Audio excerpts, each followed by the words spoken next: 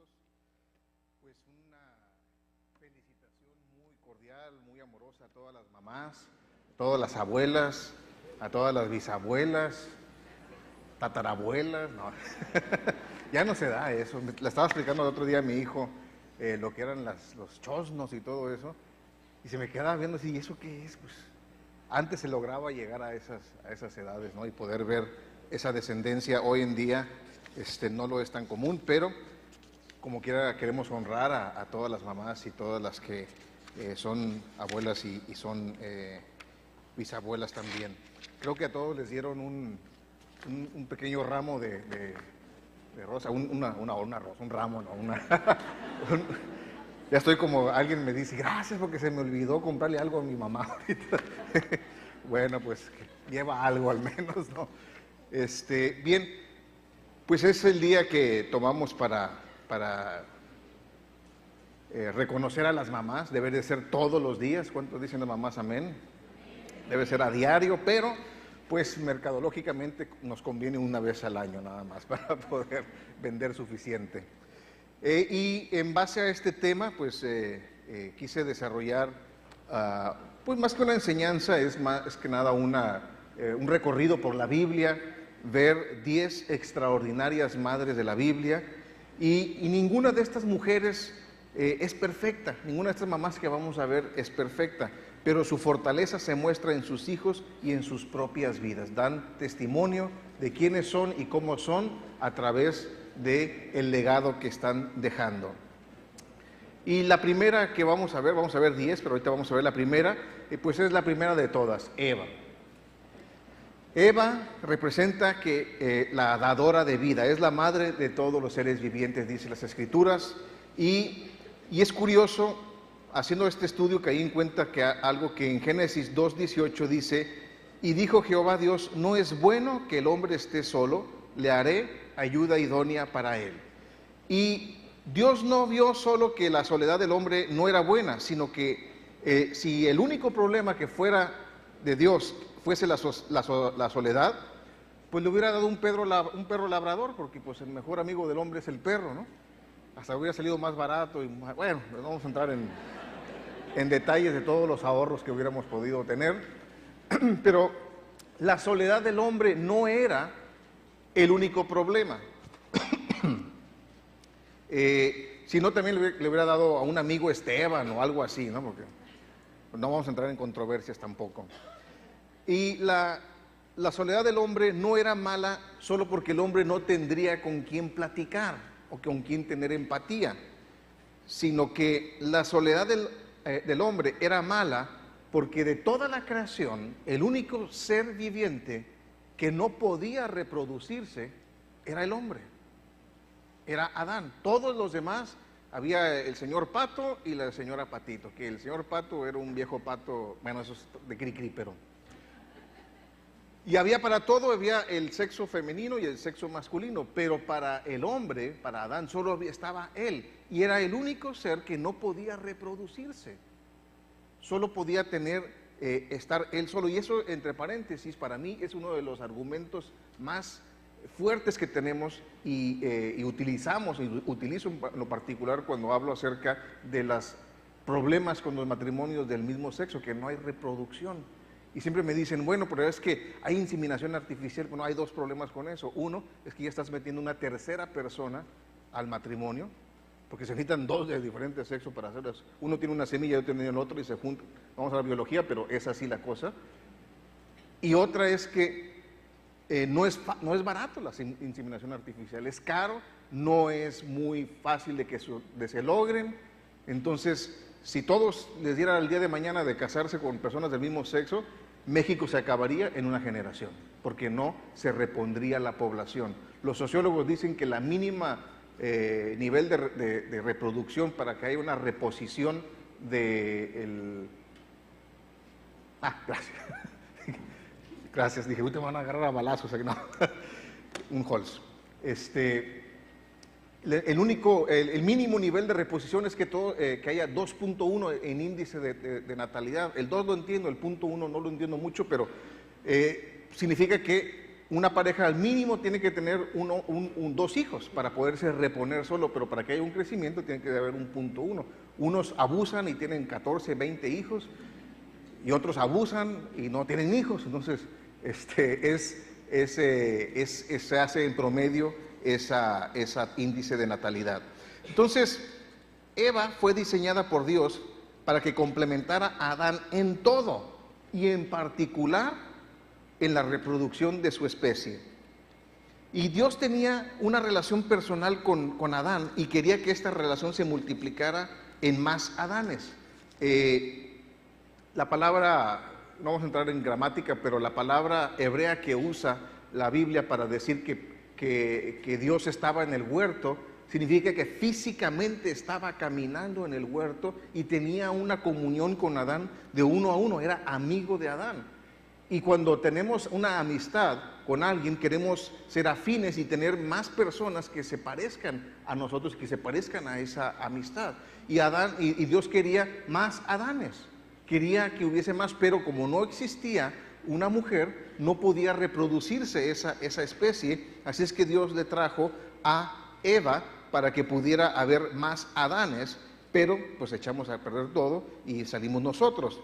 Pero dice en Génesis 1, 27 al 28, dice, y creó Dios al hombre a su imagen, a imagen de Dios lo creó, varón y hembra los creó ahí, y los bendijo Dios y les dijo, fructificad y multiplicaos, llenad la tierra y sojuzgadla y señoread.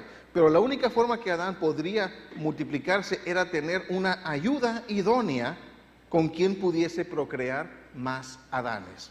Ahora, es muy interesante este estudio que lo saqué de TED, pero es un estudio muy serio. Es un estudio acerca de la empatía de las civilizaciones. Básicamente no tiene nada que ver con lo que estamos hablando, pero decía que había empatía entre las personas porque eran de la misma familia, y luego se fue creando eso, éramos de la misma tribu, y luego se iba ampliando más porque éramos de la misma raza, y luego se iba ampliando porque todos le íbamos a los tigres, y se iba ampliando para hacer que era nación, y así iba haciendo la empatía.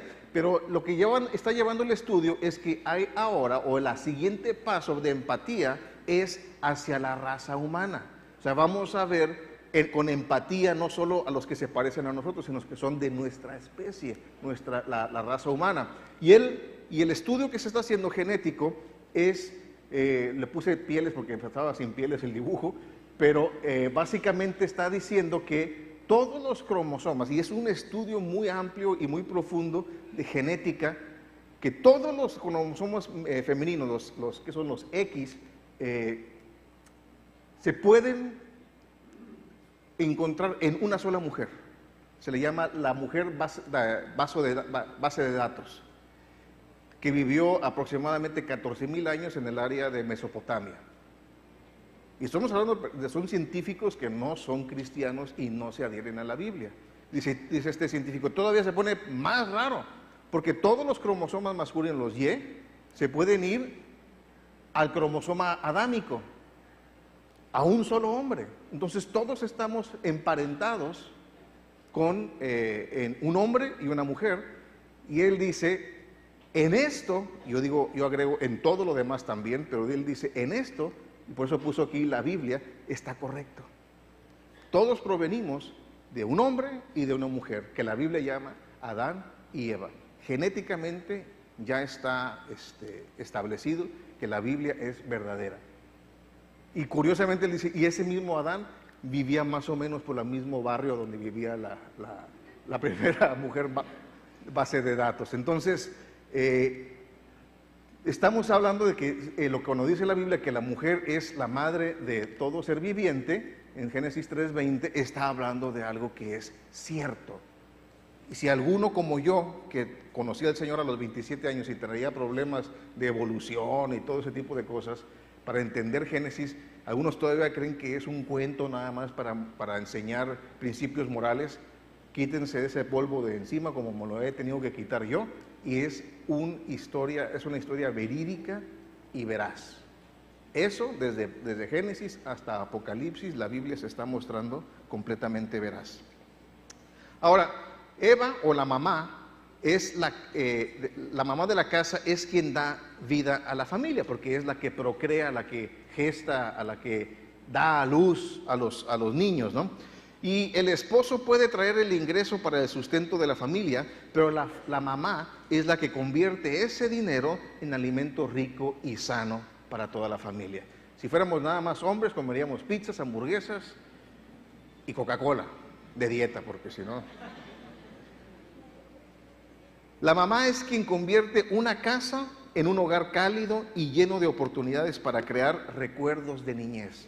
Nuestros recuerdos de la niñez casi siempre está mamá en primer lugar, en primer plano o a un plano por ahí, pero es la que nos cuida las heridas.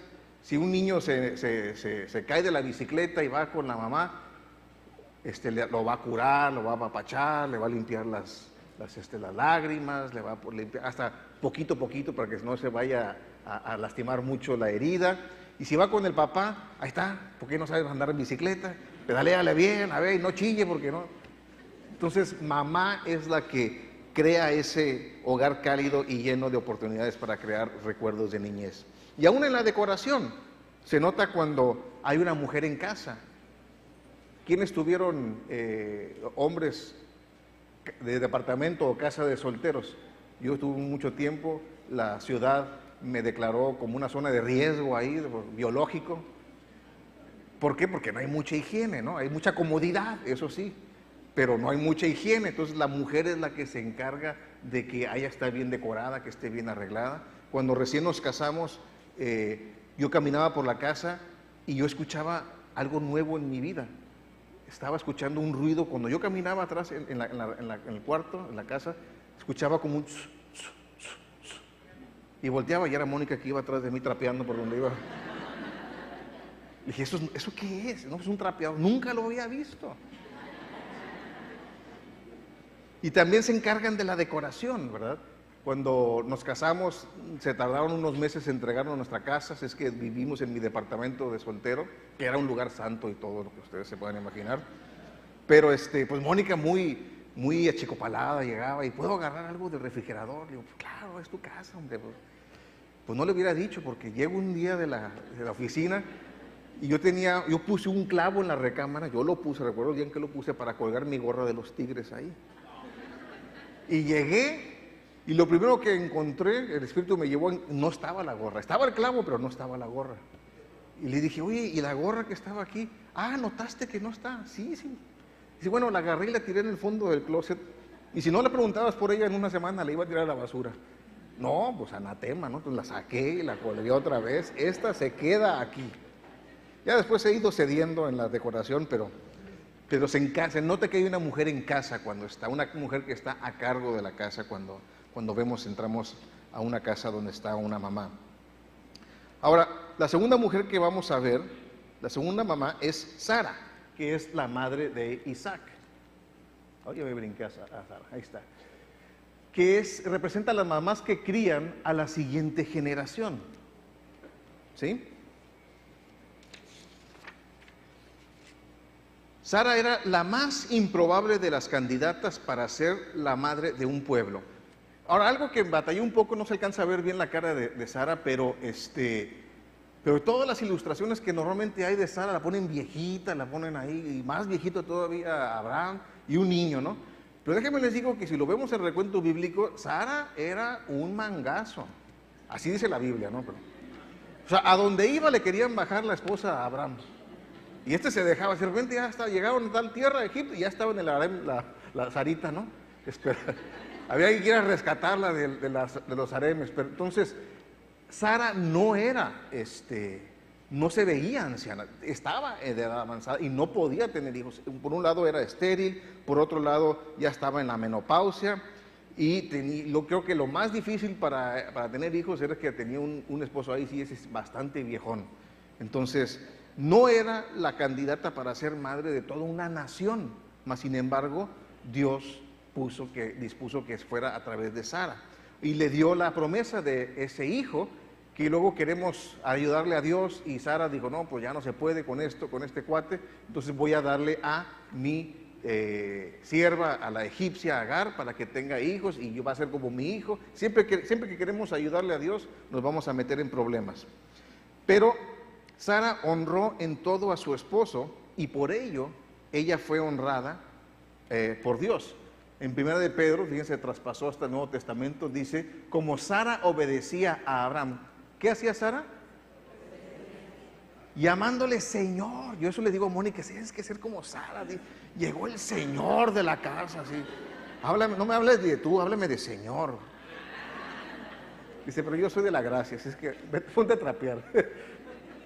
De la cual vosotros habéis venido a ser hijas si hacéis el bien sin temer ninguna amenaza. Entonces, Sara dio el ejemplo de hacer lo correcto delante de Dios y en frente de su esposo.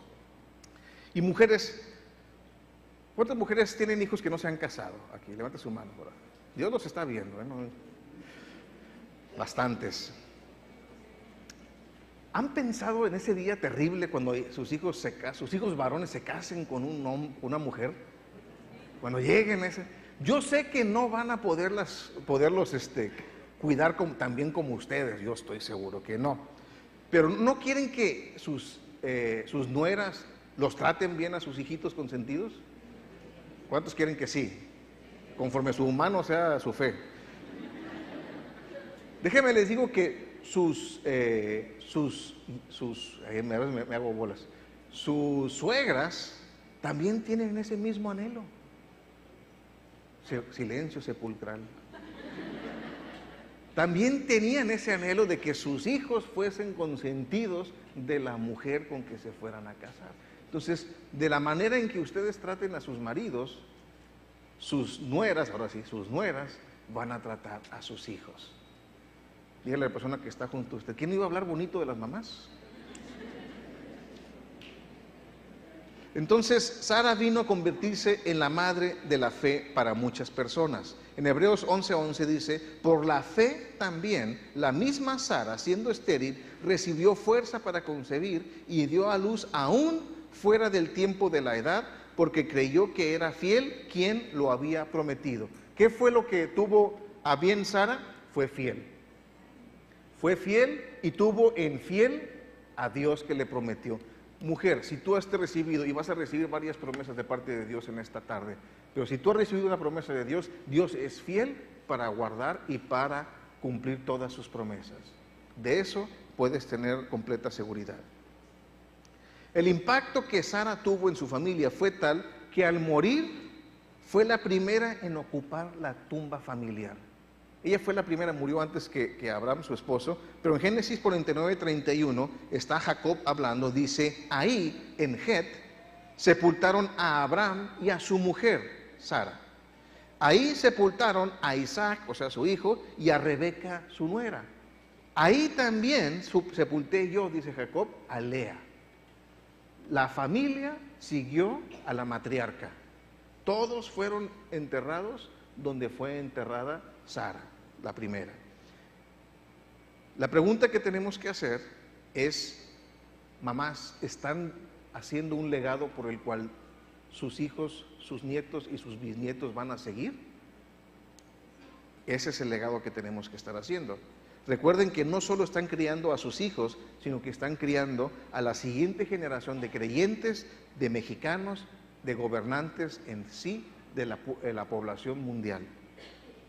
Ahora, Agar, la tercera mujer, fue la madre de Ismael, que fue repudiada, pero recibida por Dios. Ella representa a las que son repudiadas por la sociedad, por el esposo, por la familia, pero son recibidas por Dios, son cuidadas por Dios. ¿Cómo fue la historia de Agar? Pues como comenté, ella es la sierva egipcia de esta Sara, y cuando Sara quiso ayudarle a Dios, pues puso a su sierva para que tuviera a un hijo, que fue Ismael, y Sara al principio lo tomó como hijo suyo, y entre Isaac e Ismael hay 12 años más o menos de diferencia. Entonces cuando nace Isaac y empieza a crecer, Ismael empieza a tratar mal a su medio hermano Isaac, y Agar pues ya se sentía como que yo soy la media dueña de la casa, y no le vino bien eso a Sara, Siempre que haya más de una mujer en la casa es un problema. Y entonces Sara dispuso en su corazón echarla de la casa, y Dios le dijo a Abraham: haz conforme a tu esposa te dice, yo voy a cuidar de tu hijo, voy a cuidar de esa mujer y de su hijo.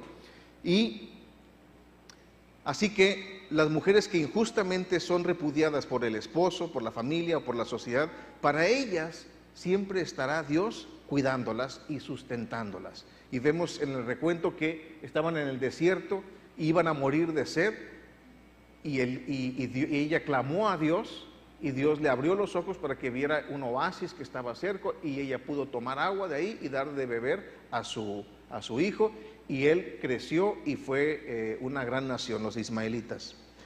En el Salmo 68:5 Dios nos dice que Él es padre de huérfanos y defensor de viudas, es Dios en su santa morada. Si alguien se mete con un huérfano, con una viuda, a hacerles una tranza, querer robarlos, robar el derecho de ellos, se están metiendo con Dios, y eso es cosa muy, muy peligrosa. La cuarta mujer que vamos a ver es Jocabed. Jocabed es madre de Moisés y representa a la madre de los héroes de Israel.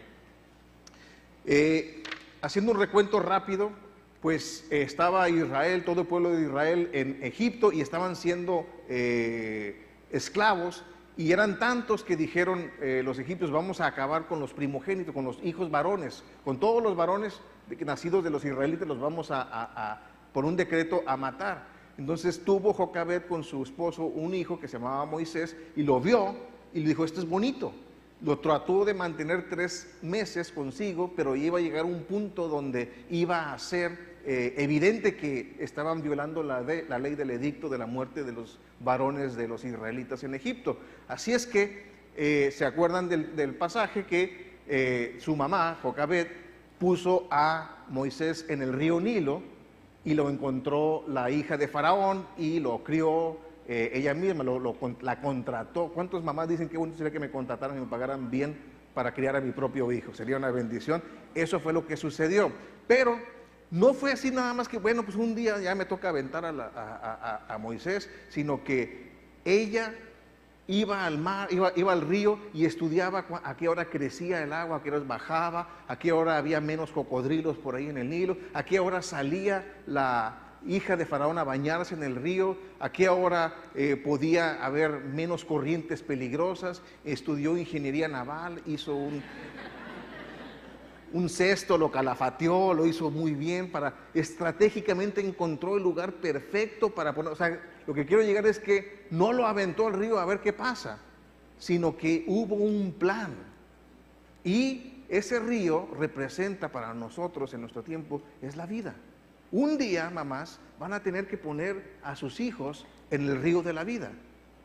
Y a muchos los avientan: ay, pues haz lo que puedas, pataléale o a ver qué sucede. Pero las mujeres entendidas, las mujeres sabias, buscan la forma de que caiga en la mejor forma para que pueda no solo sobrevivir, sino supervivir. Y Moisés logró hacer eso por el diseño que tuvo su mamá. Ahora, como dije, la hija de Faraón lo encontró. Casualmente la hermana de Moisés estaba ahí, dice: oye, ¿qué te parece que te traigo una nodriza israelita para que lo críe? Está bien. Todo el tiempo que estuvo la mamá de Jocabed, la mamá de Moisés, con él, le estuvo hablando, a pesar de que estaba en el palacio egipcio, rodeado de cultura egipcia, de sabiduría egipcia. La mamá en la intimidad le estaba enseñando la palabra de Dios. Le estaba transmitiendo la fe en el Dios de Israel. Y eso que ella le pudo transmitir a su hijo, no sabemos cuántos años, pero lo pudo hacer por varios años, fue lo que hizo la diferencia para que Moisés supiera que él no era egipcio, que él era del pueblo de Dios. Mamás, tenemos que desde pequeñitos estarles enseñando a nuestros hijos que no son de la cultura egipcia de la actual, no son de la cultura contemporánea, ellos son del pueblo de Dios. Y tenemos que encontrar, me ha tocado infinidad de personas de testimonio que dicen: me desvié del camino, pero recordaba lo que mi mamá me decía. Y eso que Dios usó mi mamá para sembrarme en mi corazón fue lo que me hizo regresar a la fe después. Entonces, todo ese tiempo que le invierten a sus hijos de hablarles, de orar por ellos, de compartir tiempo con el Señor con ellos, no cae en cesto roto, sino que va a dar fruto.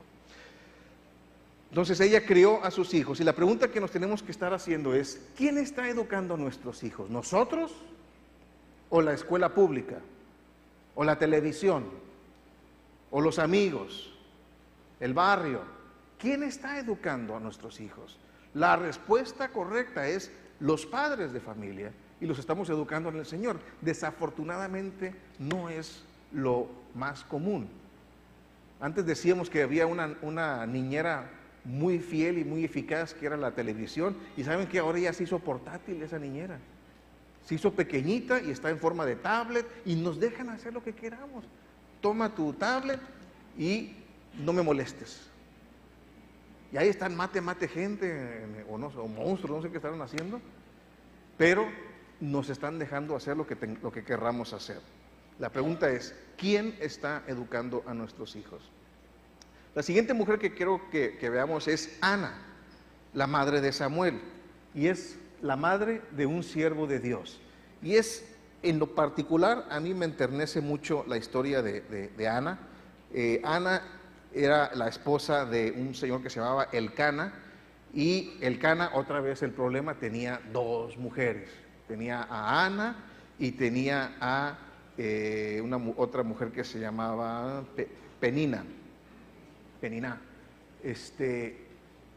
Alguien dice, es que yo como David tengo como 15 esposas.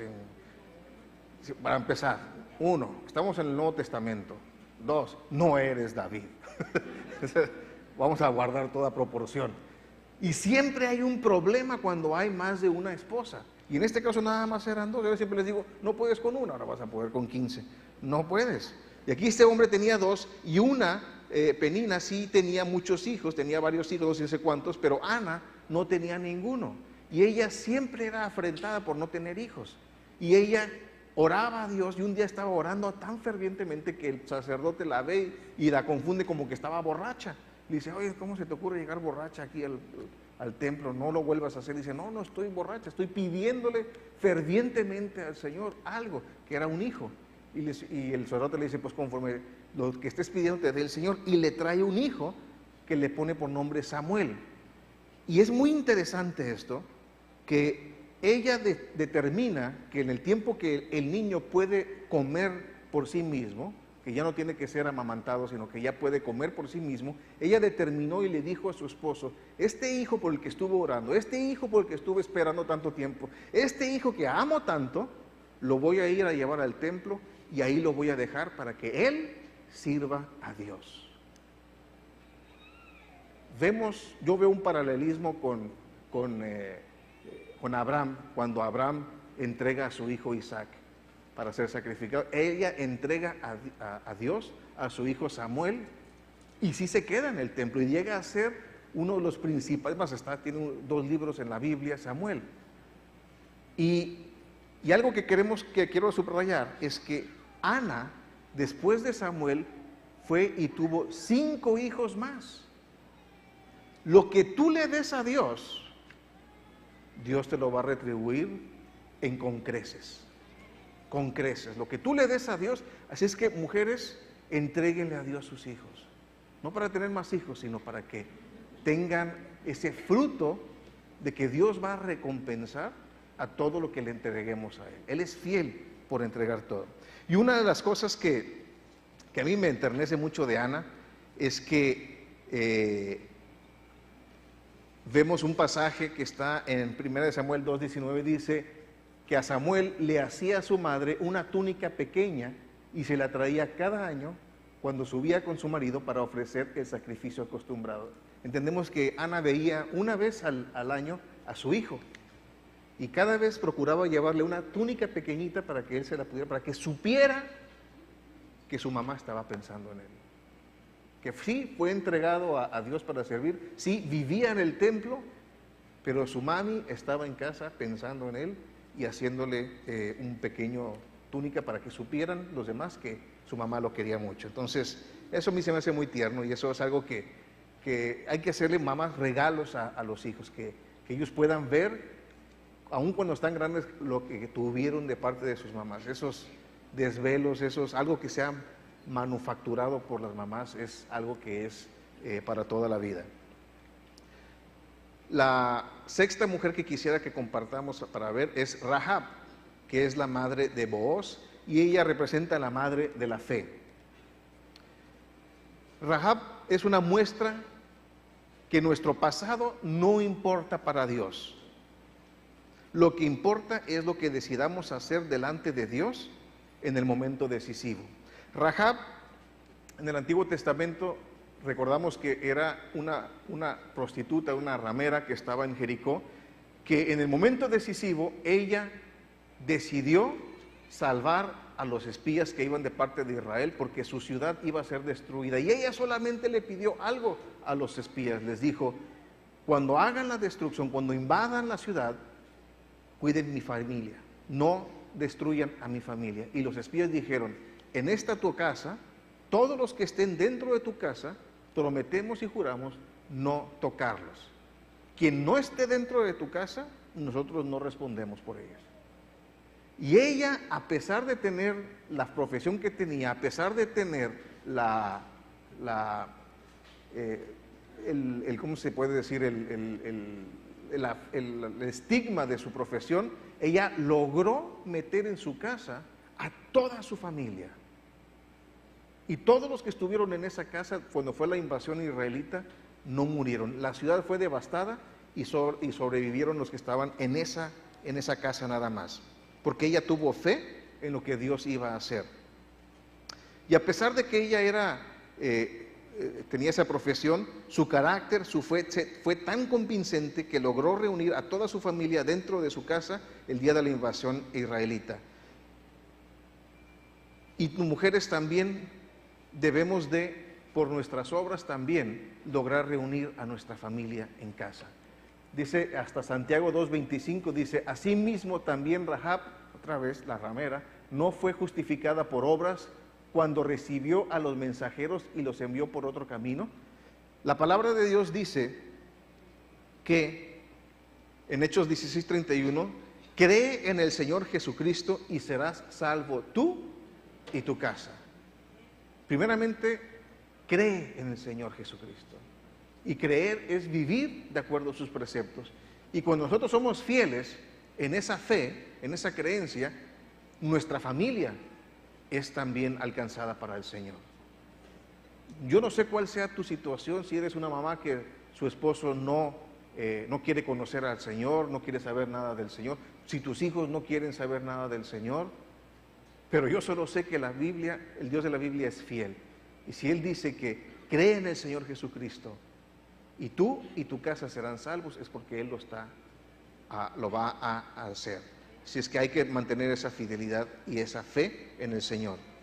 La séptima mujer que quisiera que viéramos es Ruth, que es la madre de Obed, que resultó ser abuelo de David. Y es una madre que representa un linaje. Y Ruth era una mujer muy particular. Ella era moabita. Su familia, su esposo era judío, era israelita, pero falleció. Ella quedó viuda y era todo lo que no podías ser en la vida. Era lo punto más difícil para una persona. En uno, era mujer. Era un mundo de hombres y ella era mujer. 2, era extranjera. 3, era viuda. Lo único que tenía a su favor era que era bonita, pero de ahí en fuera no tenía nada a su favor. Pero ella tenía un carácter que incluía la fidelidad. Era una mujer muy fiel. Se quedó con su suegra. ¿Cuántas se quedarían con su suegra Noemí? Nadie levantó la mano. Era fiel en su carácter, era bien trabajadora, era bien chambeadora. Se iba a recoger espigas y los trabajadores que la veían decían: llegó bien temprano, fue de las primeras que llegó y sigue chambeando, es una maquinita de recoger espigas esta. Era humilde, de un corazón humilde. Se recibía la dirección de su suegra era obediente, seguía las instrucciones de su suegra y era sumisa, y eso captó, ese carácter de ella, captó la atención de Booz y la tomó por mujer. Lean el libro de Ruth, no es muy largo. Han expertos, personas de literatura en el siglo XIX, hay un estudio muy bonito, que lo leyeron sin saber que era de la Biblia y dijeron, esta es una de las cosas más sublimes y más hermosas, este libro, que jamás nos hemos dado cuenta, y es parte de la Biblia. Es muy bonito el libro de Ruth, léanlo por favor. Y pues aparte de todo, esta extranjera se metió en el linaje real. Ella fue la abuela del rey David. Entonces, y aparte, pues, por si fuera poco, está ahora también en el linaje mesiánico.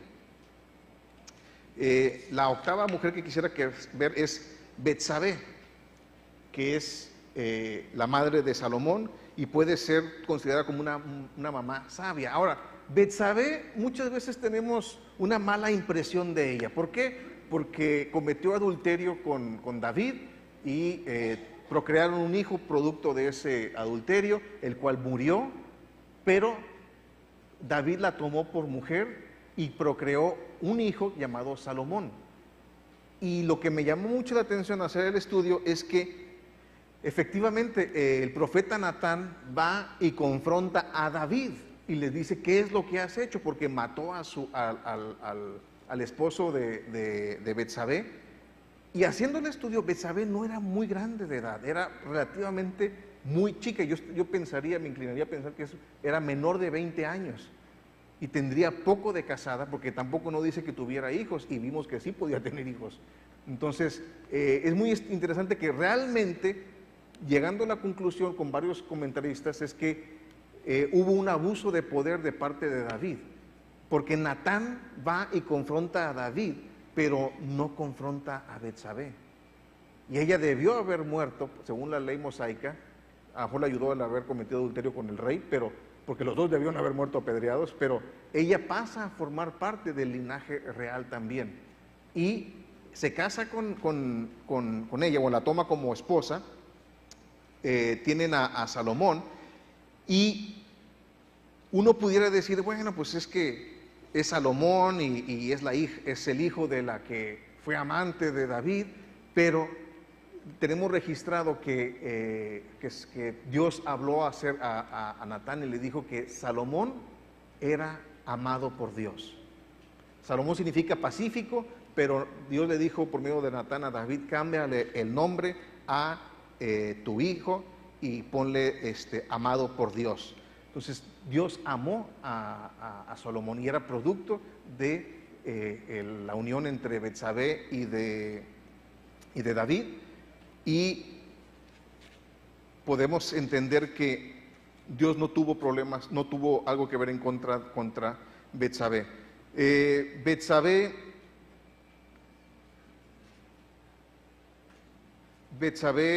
también la tradición se le atribuye la autoría del Proverbio 31, el tan odiado Proverbio 31 por las mujeres, porque era una amonestación a Salomón cuando éste se iba a casar con la hija de Faraón. Y esto nos enseña que nuestros pecados traen dolor, nuestros pecados traen agonía, traen quebrantamiento, traen muerte. Pero cuando ponemos esos pecados en manos de Dios y nos sometemos a su soberanía, Dios puede tomar las consecuencias del pecado y convertirlas en bendición. Como en el caso de Betsabé, que la convirtió en la mamá del rey de Israel, que construiría después el gran templo de Jerusalén y estaría en el linaje mesiánico también. Pero no debemos de estar provocando el pecado en nuestras vidas. No puedo subirme al carro ahorita y decir, me voy a vendar los ojos a ver qué tanta tropelía hago y qué bendición saca Dios de esto. No, es en Romanos 6, 1 y 2 dice, ya me fue. Dice, ¿qué pues diremos? ¿Perseveraremos en el pecado para que la gloria abunde? ¿Estaremos pecando para que traiga a Dios bendición? En ninguna manera, porque los que hemos muerto al pecado, ¿cómo viviremos aún con Él, aún en Él? Entonces, sí, Si pecamos va a haber consecuencias y consecuencias fuertes, pero si se las entregamos a Dios y si nos sometemos a su soberanía, Él convierte esas consecuencias en bendición, pero no quita el dolor, no quita el quebrantamiento. También la novena madre que quisiera que viéramos es María, la madre de Juan Marcos. Y es una mujer, una mamá entregada por completo a Dios. En Hechos 12 al 13 dice: y habiendo considerado esto, llegó a casa de María, la madre de Juan, el que tenía por sobrenombre Marcos, donde muchos estaban reunidos orando. Cuando llamó Pedro a la puerta del patio, salió a escuchar a una muchacha llamada Rode. Entonces, María no se menciona mucho en la Biblia, pero tiene dos familiares que son muy importantes en el Nuevo Testamento. Uno es Juan Marcos, el escritor del Evangelio según San Marcos, que era su hijo, y Bernabé, que era su sobrino, que era gran misionero junto con Pablo, haciendo viajes con Pablo misioneros. Una mujer que lo único que no se menciona a su esposo, no se sabe si era viuda o qué había pasado con el esposo, pero ella era una mujer de recursos, pero puso sus recursos en manos y al servicio de Dios. Su casa, si lo leen en el Nuevo Testamento, recurrentemente se está haciendo mención de que se reunían en casa de María. Entonces ella puso todos sus bienes, su economía, hasta su familia en manos de Dios. ¿Y cuántas mujeres o cuántas personas dicen: no voy a poner mi casa por un grupo en casa porque me van a manchar la sala, me van a hacer esto, me van a hacer lo otro? Y otra vez volvemos al mismo principio: todo lo que pongamos al servicio de Dios, Dios lo va a restituir de una manera mucho mayor.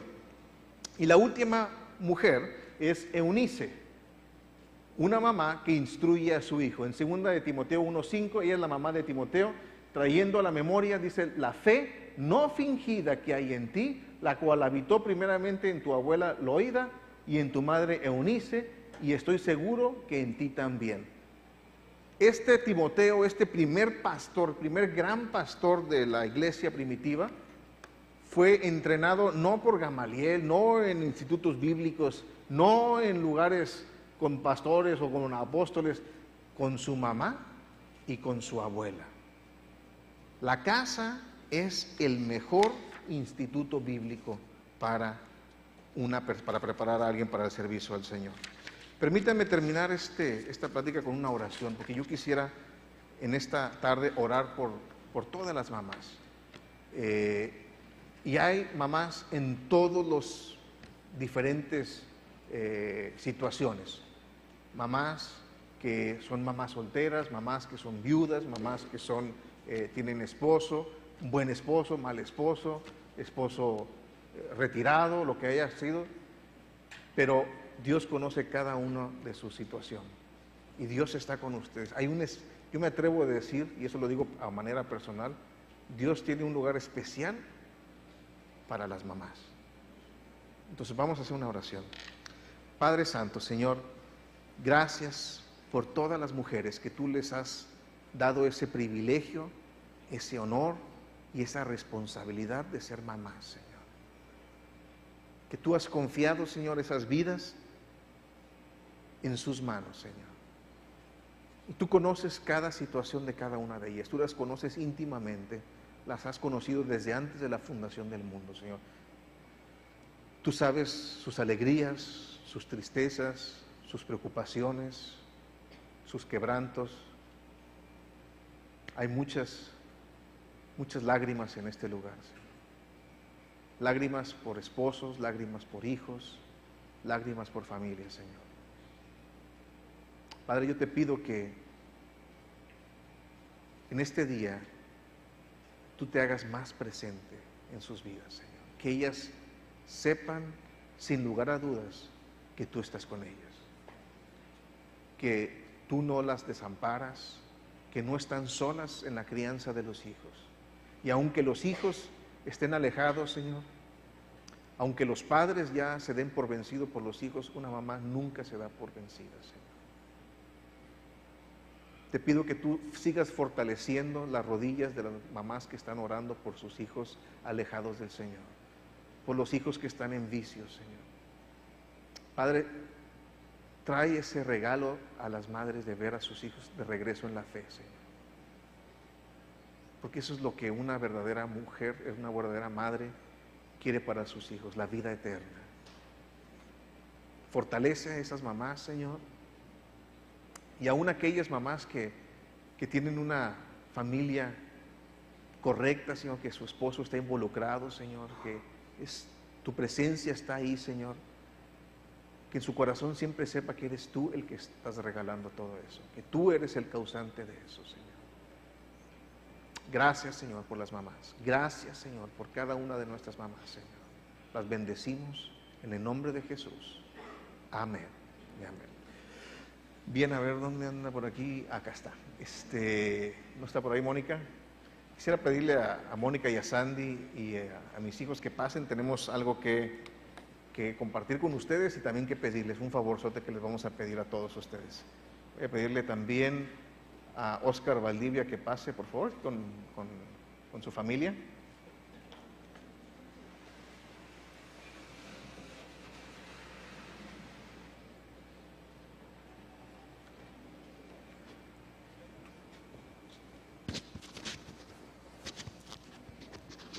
¿Tienes el micrófono? ¿Tienes el micrófono?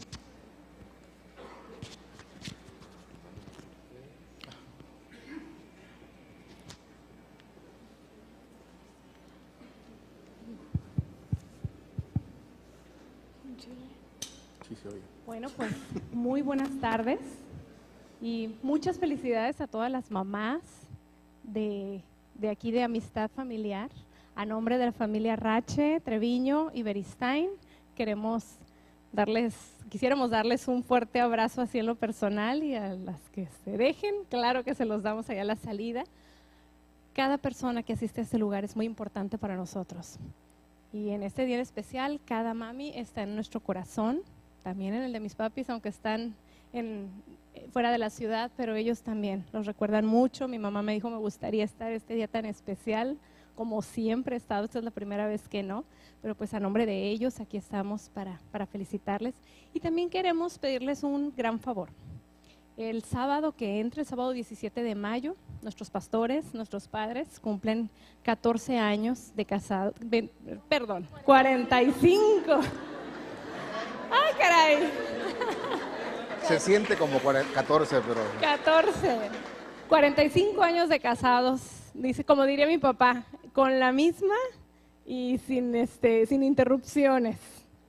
Entonces, pues aprovechando que ellos no están aquí, queremos aprovechar esta oportunidad para hacerles un pequeño obsequio, todos nosotros, y vamos a grabarles una pequeña felicitación. Queremos hacerles un video para que les quede a ellos como un recuerdo, ¿no? Entonces, pues discúlpame, Oscar, que no te había dicho con anticipación, pero a nombre de toda la segunda reunión, nos gustaría, si tú puedes, por favor, felicitar a nuestros pastores. Sería cuestión de unos 30 segundos, más o menos, parado aquí abajo para que se alcancen a ver de fondo, pues, toda la familia. Y al final, en cuanto él termine, que todos podamos gritar unánimes felicidades y dar un fuerte aplauso. ¿Qué les parece? ¿Nos pueden ayudar? ¿Sí? Gracias. Breve, ¿eh? No, 45 minutos. Discurso polaco, ¿no? ¿Sentado? ¿Aquí? ¿Sí? No, pues sí, apoyo moral aquí, a ver. Ya se me equivoco, ya le echo la culpa a ella, ya. Lo pellizcas y dice algo que no debe. Nos sentamos porque se nos vamos a tapar aquí, ¿verdad? ¿Parados? ¿Sí? A ver. Ahí está. Tú me dices, ¿eh? ¿Ya? Ahí va. Bien, señor Aurelio, señora Ivonne, de parte de todos los congregantes de la segunda reunión, queremos felicitarlos primeramente por este aniversario, por estos 45 años de casado. Les agradecemos siempre por el ejemplo, por la dedicación que nos han mostrado. Esperamos día con día el poder nosotros ser escuderos a su alrededor, el poder fortalecerlos, el llenarlos de sabiduría, y que el Señor siga añadiendo y que siga multiplicando en gran manera, que sean prosperados tanto sus vidas como la vida de sus hijos, de sus nietos, y gracias por el amor que siempre nos han mostrado a todos nosotros, por su ejemplo y dedicación. Les amamos, les felicitamos y nuestros mejores deseos y bendiciones están con ustedes. Gracias por todo.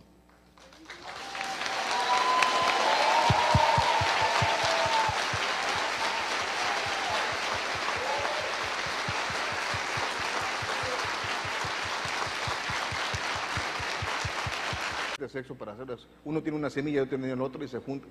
Vamos a la biología, pero es así la cosa. Y otra es que no es barato la inseminación artificial, es caro, no es muy fácil de que se logren.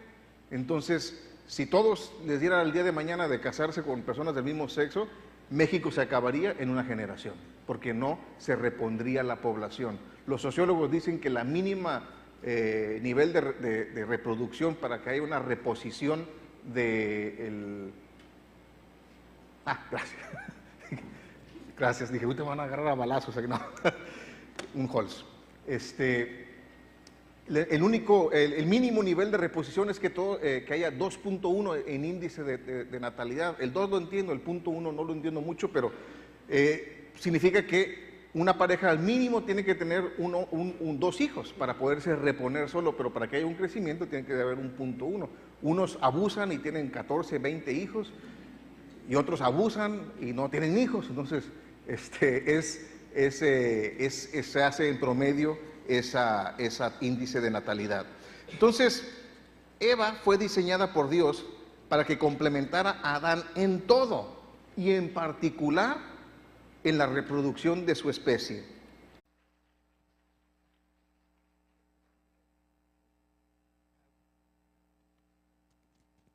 Muy buenos días, tardes ya desde hace 3 minutos. Pues una felicitación muy cordial, muy amorosa a todas las mamás, a todas las abuelas, a todas las bisabuelas, tatarabuelas, no. Ya no se da eso. Le estaba explicando el otro día a mi hijo lo que eran los chosnos y todo eso, y se me quedaba viendo así, ¿y eso qué es? Pues antes se lograba llegar a esas edades, ¿no? Y poder ver esa descendencia. Hoy en día no lo es tan común, pero como quiera queremos honrar a todas las mamás y todas las que son abuelas y son bisabuelas también. Creo que a todos les dieron un pequeño ramo de rosa, una rosa, un ramo, no, ya estoy como, alguien me dice, gracias porque se me olvidó comprarle algo a mi mamá ahorita. Bueno, pues lleva algo al menos, ¿no? Bien, pues es el día que tomamos para reconocer a las mamás. Debe de ser todos los días. ¿Cuántos dicen de mamás amén? Debe ser a diario, pero pues mercadológicamente nos conviene una vez al año nada más para poder vender. Pero la soledad del hombre no era el único problema. Si no, también le hubiera dado a un amigo Esteban o algo así, ¿no? Porque no vamos a entrar en controversias tampoco. Y la soledad del hombre no era mala solo porque el hombre no tendría con quién platicar o con quién tener empatía, sino que la soledad del hombre era mala porque de toda la creación, el único ser viviente que no podía reproducirse era el hombre, era Adán. Todos los demás, había el señor Pato y la señora Patito, que el señor Pato era un viejo pato, bueno, eso es de cri-cri, pero...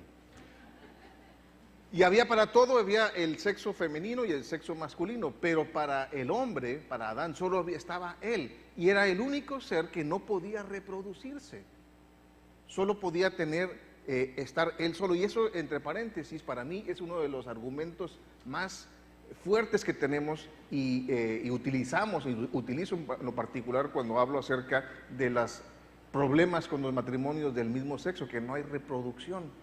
Y siempre me dicen, bueno, pero es que hay inseminación artificial. Bueno, hay dos problemas con eso. Uno, es que ya estás metiendo una tercera persona al matrimonio, porque se necesitan dos de diferentes. Y Dios tenía una relación personal con Adán y quería que esta relación se multiplicara en más Adanes.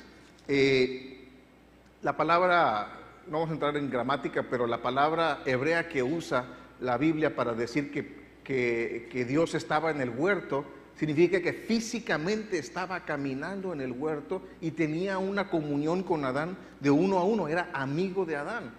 Y cuando tenemos una amistad con alguien, queremos ser afines y tener más personas que se parezcan a nosotros, que se parezcan a esa amistad. Y Dios quería más Adanes, quería que hubiese más, pero como no existía una mujer, no podía reproducirse esa especie, así es que Dios le trajo a Eva para que pudiera haber más Adanes, pero pues echamos a perder todo y salimos nosotros. Pero dice en Génesis 1, 27 al 28, dice, y creó Dios al hombre a su imagen, a imagen de Dios lo creó, varón y hembra los creó ahí, y los bendijo Dios y les dijo, fructificad y multiplicaos, llenad la tierra y sojuzgadla y señoread. Pero la única forma que Adán podría multiplicarse era tener una ayuda idónea con quien pudiese procrear más Adanes. Ahora, es muy interesante este estudio que lo saqué de Suficiente. Y en base a este tema, pues quise desarrollar, pues más que una enseñanza, es que nada un recorrido por la Biblia, ver 10 extraordinarias madres de la Biblia, y ninguna de estas mujeres es perfecta, ninguna de estas mamás que vamos a ver es perfecta, pero su fortaleza se muestra en sus hijos y en sus propias vidas, dan testimonio de quiénes son y cómo son a través del legado que están dejando. Y la primera que vamos a ver 10, pero ahorita vamos a ver la primera, pues es la primera de todas, Eva. Eva representa la dadora de vida, es la madre de todos los seres vivientes, dice las Escrituras, y es curioso, haciendo este estudio, que ahí encuentra que algo que en Génesis 2:18 dice, y dijo Jehová Dios, no es bueno que el hombre esté solo, le haré ayuda idónea para él.